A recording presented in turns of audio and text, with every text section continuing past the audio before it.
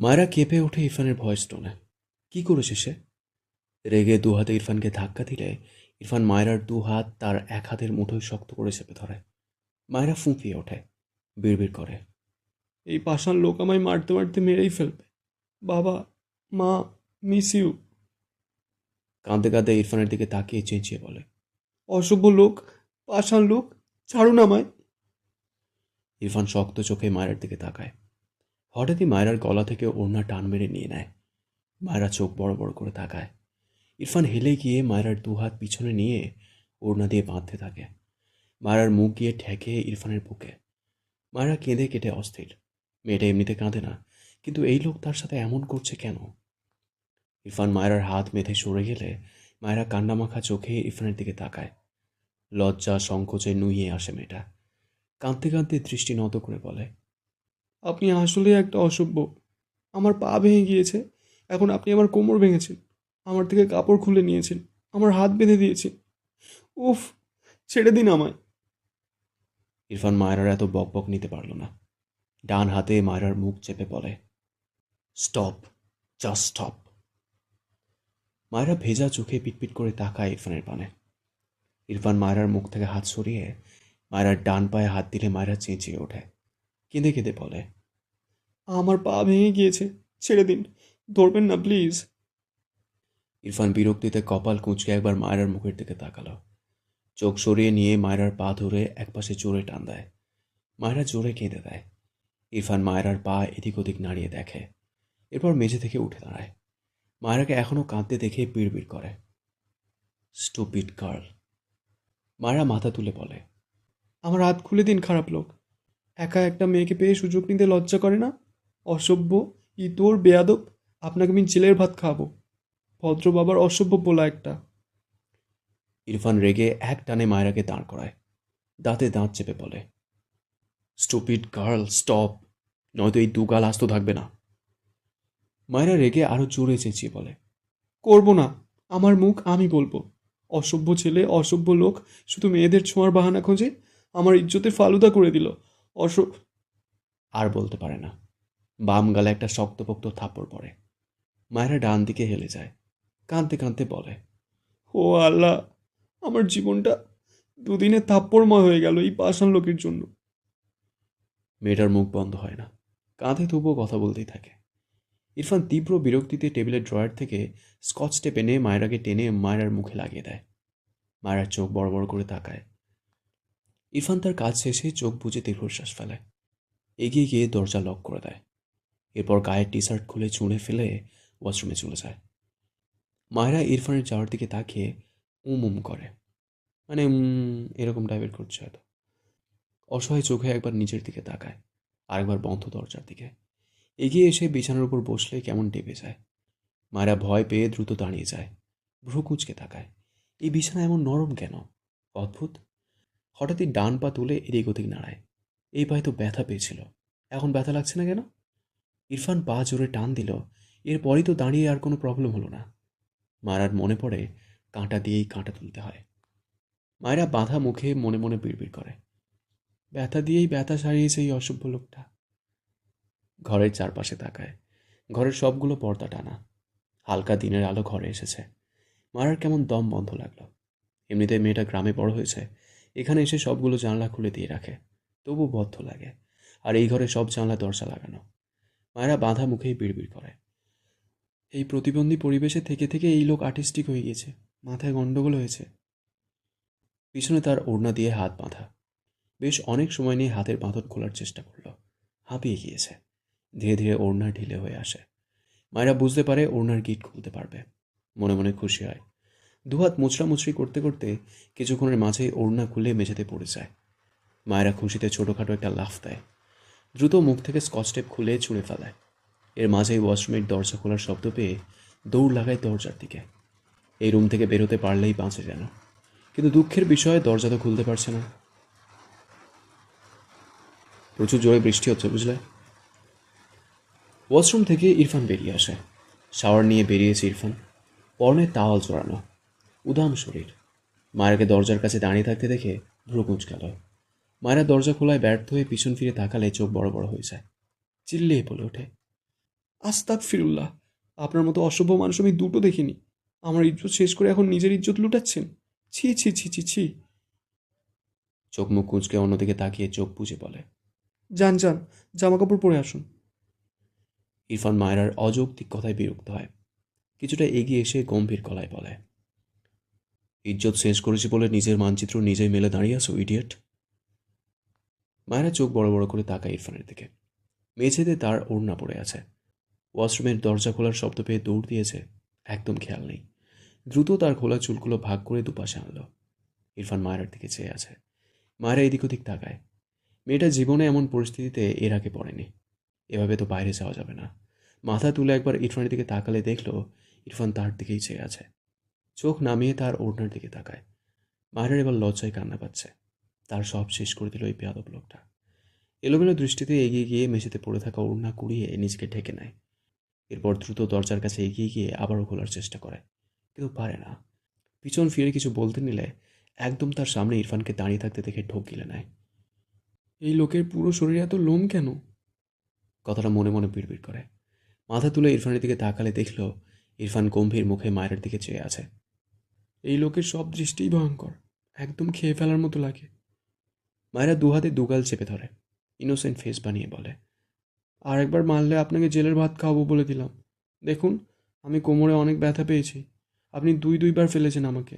পা ঠিক করে দিয়েছেন, কিন্তু সেই উপকার খুবই সামান্য। থাপ্পড়ও মেরেছেন, আমার অর্ধেক ইজ্জত শেষ করে দিয়েছেন। আর একবার মারলে আপনাকে। মায়েরা বাক্য শেষ করার আগেই ইরফান দরজা খুলে মায়ের হাত ধরে তাকে মৃদু ধাক্কা দিয়ে ঘর থেকে বাইরে বের করে দেয়।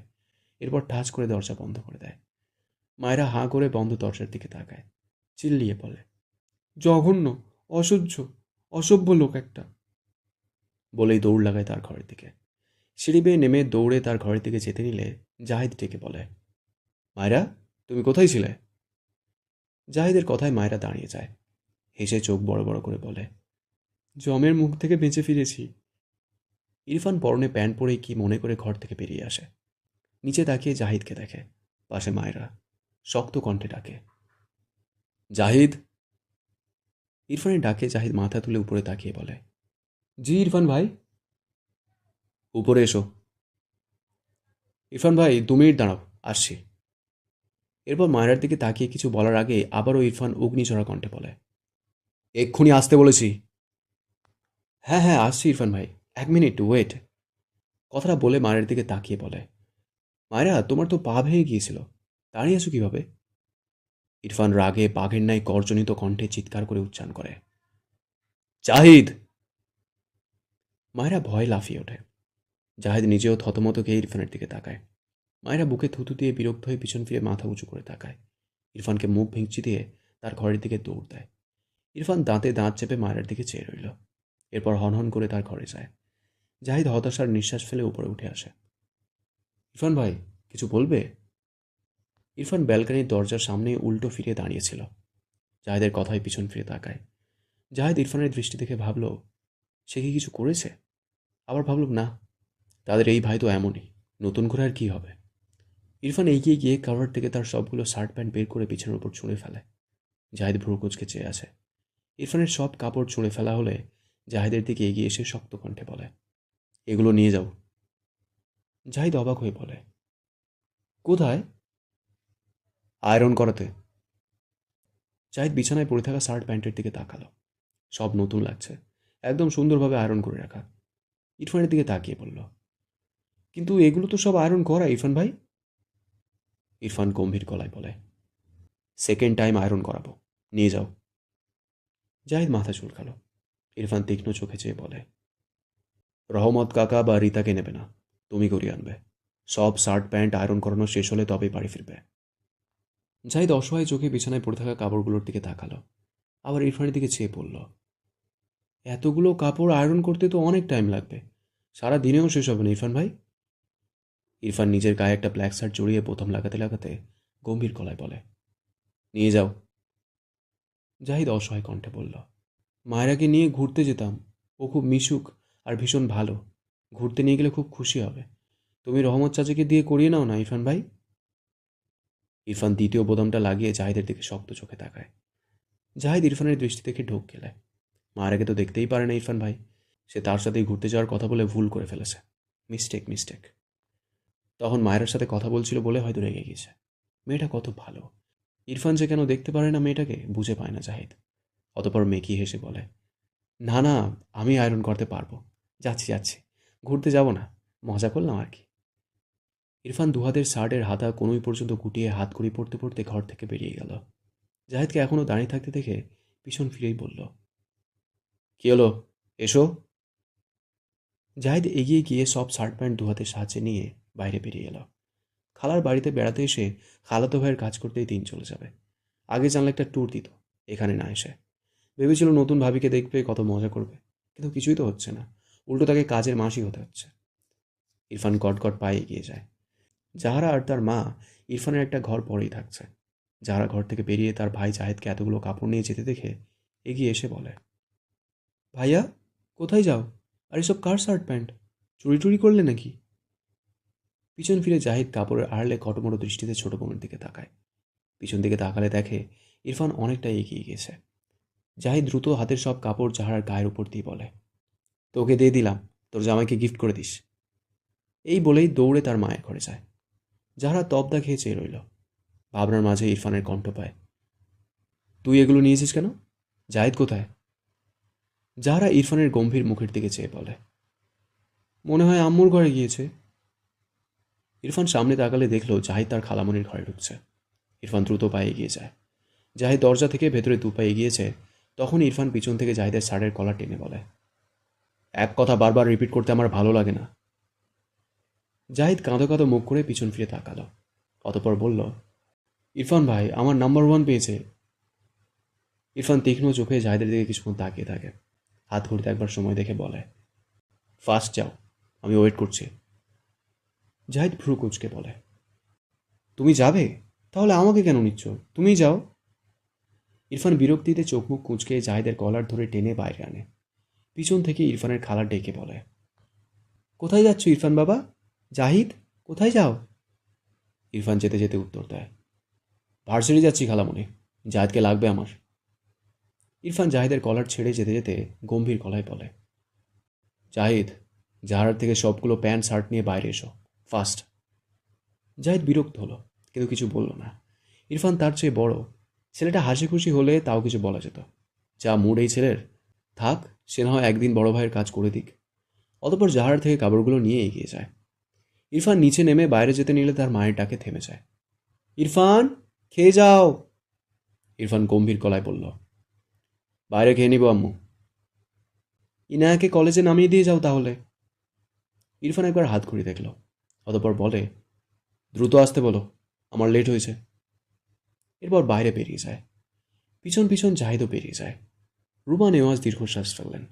জাহিদকে দিয়ে কাজ করাচ্ছে কেন বুঝল না, কিছু বললও না, বলে লাভ নেই জানে। তিনি ইনায়াকে দ্রুত রেডি হতে বললেন। মায়েরা তখন থেকে এসে ইনায়ার সাথে কথা বলছে। আপু, তোমার ভাইয়া আমাকে আবারও মেরেছে। ইনায়া মন খারাপ করে বলল, আসলে ভাইয়া একটুতেই রেগে যায়, তুমি আর ভাইয়ার সামনে যেও না, কেমন? মায়েরা মৃদু রেগে বলল, আরে আপু, আমি তোমার ভাইয়ার সামনে যাইনি, ওই লোকটাই আমাকে ফেলে দিয়েছে, আমার ইজ্জতের ফালুদা বানিয়েছে, তারপর আবার কোলে তুলে ছুঁড়ে ফেলেছে। কোমরে এখনও একটু একটু ব্যথা আছে, বুঝলে? ইনায়া অদ্ভুতভাবে মায়ের দিকে চেয়ে আছে। মায়েরার সব কথা তার মাথার উপর দিয়ে গেল। সে তো ঘুমাচ্ছিল, এর মাঝে কী যে করেছে এই মেয়ে। মায়েরা হেসে বলল, আচ্ছা এসব বাদ দাও, তোমার ভাই তো মানুষ নয়, এত ভাবার দরকার নেই তার কথা। আপু শোনো, আমাকে তোমার কলেজে নিয়ে যাবা? আমি ঘুরে ঘুরে দেখব। ইনায়া অবাক হয়ে বলল, আমি তো কলেজে গিয়ে ক্লাস করব, তুমি কি করবে? আমি খোলা জায়গায় ঘুরবো, তোমার ছুটি হলে আবার একসাথে আসবো। প্লিজ আপু, যাই তোমার সাথে। ইনায়া মায়ের দিকে তাকিয়ে হেসে বলল, ওকে। মায়েরা খুশি হয়ে বিছানা থেকে নেমে দাঁড়ালো। কোমরে একবার হাত বুলালো। ইনায়া বলল, বেশি ব্যথা পেয়েছো? মায়েরা হেসে বলল, না না আপু, ঠিক হয়ে যাবে। এটা বলে গায়ে বোরখা জড়ালো। একদম রেডি হয়ে এসে বলল, আপু, আমার মাথায় একটা আইডিয়া এসেছে। আমার মনে হয় তোমার ভাইয়ের মাথায় গন্ডগোল আছে। আসলে পাগলকে পাগল বললে তারা রেগে যায়, বুঝলে? তোমার আম্মু মানে আমার শাশুড়ি মাও রেগে যায়। তাই বলছি আমি আর তুমি দুজন মিলে তোমার ভাইয়ের জন্য ভালো হওয়ার ওষুধ কিনে এনে পানির সাথে গুলিয়ে খাওয়াবো তোমার ভাইকে। এখন কেমন জঙ্গলিদের মতো বিহেভ করে, দেখতেও জঙ্গলিদের মতোই লাগে। চুলগুলো কেমন ইয়া বড় বড়। ভালো হয়ে গেলে সব ঠিক হয়ে যাবে। চুলগুলো কেটে নিলে একদম হিরোর মতো লাগবে। এখন ভিলেনই নায়ক লাগে, বুঝলে? কথাগুলো এক নিঃশ্বাসে বলে হেসে বলল, কেমন লাগলো আইডিয়াটা? ইনায়া চোখ বড় বড় করে তাকায় মায়রার দিকে। লাস্ট কথায় না চাইতেও হেসে ফেলে। পিছন থেকে ইরফানের গম্ভীর কণ্ঠ ভেসে আসে, ইনায়া। মায়েরা বিরক্ত হয়ে দরজার দিকে তাকিয়ে আবারও ইনার দিকে তাকিয়ে বলে, আপু, তোমার ভাই নিজে তো পাগল, আমিও পাগল হয়ে যাচ্ছি তার মার খেয়ে খেয়ে, ছোঁয়াচে রোগের মতো। তোমার ভাইয়া এখানে নেই, তবুও আমি দেখতে পাচ্ছি। এগুলো পাগল হওয়ার লক্ষণ। তার চেয়ে চলো দ্রুত তোমার ভাইকে সুস্থ করে দেওয়ার ঔষধ আনি, তাহলে আমিও আর পুরোপুরি পাগল হব না। ইনায়ের ঢোক গিলে পিছন ফিরে তার ভাইয়ের দিকে তাকালো। ইরফান চোখ মুখ শক্ত করে মায়েরার দিকে চেয়ে আছে। মায়েরা আবারও কিছু বলতে নিলে ইনায়া মায়েরার মুখ চেপে বলে, মায়েরা, এটা সত্যি সত্যি ভাইয়া, তুমি পাগল হওনি, প্লিজ চুপ করো। মায়েরা চোখ বড় বড় করে দরজার দিকে তাকায়, চোখ জুড়ে ভীতি। মুখ থেকে ইনায়ার হাত সরিয়ে বারবার জিভ দিয়ে ঠোঁট পেঁচায়। আজ সে শেষ। ইরফান রেগে ঘরের ভেতরে প্রবেশ করে চিৎকার দিয়ে বলে ওঠে, হাউ ডেয়ার ইউ। মায়েরা ভয় লাফিয়ে ওঠে। দ্রুত ইনায়ার পিছনে লুকিয়ে কাঁপা কাঁপা কণ্ঠে চেঁচিয়ে বলে, আবু বাঁচাও, এই জল্লাদের হাত থেকে আমায় বাঁচাও। ইনার নিজের গালেই দুটো থাপ্পড় দিতে ইচ্ছে করলো। মায়েরা মুখটাও সংযত হয় না, তার ভাইয়ের রাগটাও সংযত হয় না। এখন সে কি করবে? ইরফান চিৎকার করে বলে, বেরিয়ে এসো স্টুপিড। মায়েরা ভয়ে কেঁদে দিবে প্রায়। এই লোককে দেখেই বোঝা যাচ্ছে তার বলা সব কথা শুনে নিয়েছে। এখন তাই কে বাঁচাবে?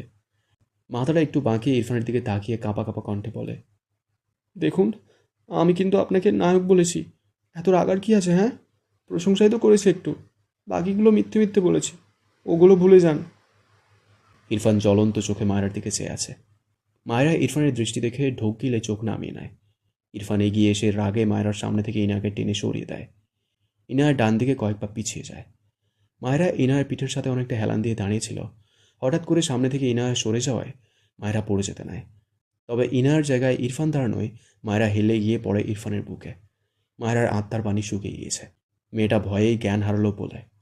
ইরফানের বুকেই শরীরের পুরো ভার ছেড়ে দেয়। ইরফান ডান হাত মুষ্টিবদ্ধ করে চোখ বুজে লম্বা শ্বাস টানে।